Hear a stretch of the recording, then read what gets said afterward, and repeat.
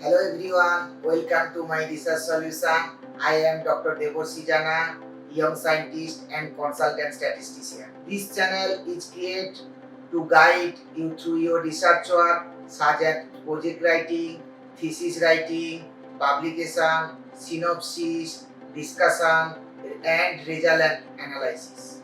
Today we will discuss how to write dissertation discussion or thesis discussion. If you are a medical student or researcher, then you know that writing a medical research paper requires careful planning and organization to ensure that your research is communicated effectively. The discussion chapter of a dissertation is one of the most crucial part, since it helps readers comprehend the ramifications and relevance of the research findings. Here are 5 stages to writing a good dissertation discussion chapter. Number 1. Start with a brief overview of your study findings. Begin the discussion chapter with a summary of your study's principal findings. This will assist your readers to comprehend what your study has accomplished and what the important results are. Number 2. Interpret your findings. Following the presentation of your findings, you must interpret them in light of your research questions and hypotheses. Explain how your findings compare to or differ from the existing literature on your subject. It is also critical to mention any research limitations and explain how they may affect the validity of your results. Number 3. Connect your findings to the research questions by doing the following. The discussion chapter should clearly connect your research findings to the research questions and hypotheses you set out to answer in the first place. Describe how your findings answer the research questions and if they support or refute your hypothesis. Number 4.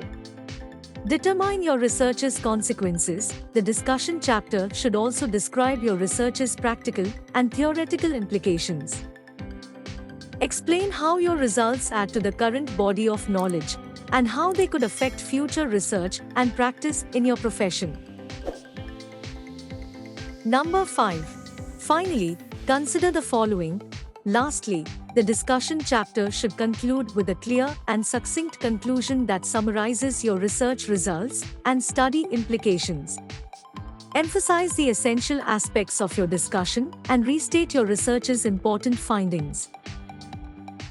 Remember that the discussion chapter is your chance to highlight the importance of your study and display your critical thinking abilities. Be sure to create a discussion chapter that is clear, short, and interesting, and that successfully expresses the value of your research. For example, let's see what our mentor and young scientist, Dr. Deborsi Jana, presented in his discussion at International Conference on Medical, Medicine and Health Sciences in Bangkok, Thailand. The topic of this conference was the prognostic significance of NF-kappa-B and P53 expression in different stages and grades of ovarian cancer. Dr. Jana discussed the following at this conference. The most important aspect is to predict the activation of NF-kappa-B implies aggressive tumor biology. This will help P53 mediated in ovarian carcinoma, and it can predict tumors likely to have a poor prognosis.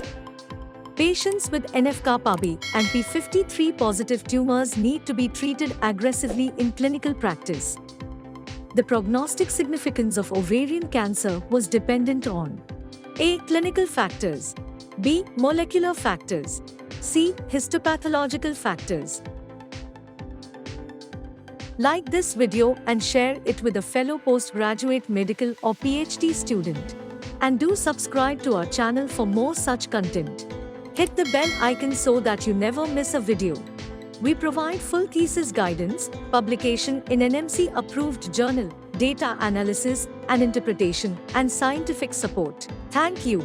See you next week with another video.